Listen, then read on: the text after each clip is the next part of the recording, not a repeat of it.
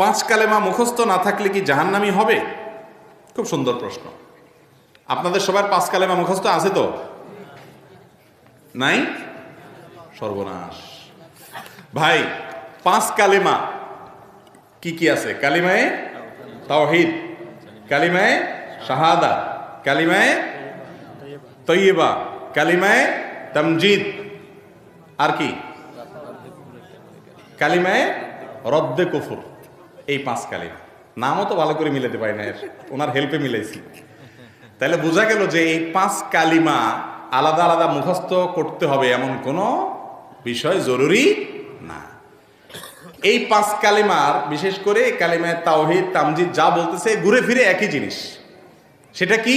আল্লাহর একত্ববাদে বিশ্বাস করা, আল্লাহকে মাবুদ হিসাবে স্বীকৃতি দেওয়া, অন্তরে অন্তঃস্থল থেকে বিশ্বাস করা, এবং রাসূল করিম সাল্লাল্লাহু আলাইহি সাল্লামকে আল্লাহর নবী রাসূল হিসাবে স্বীকৃতি দেওয়া, তার আনুগত্য করা। এই বিষয়গুলোকে যদি আপনি অন্তর থেকে মেনে নেন, মুখে স্বীকার করেন, আপনি ঈমানদার মুসলমান।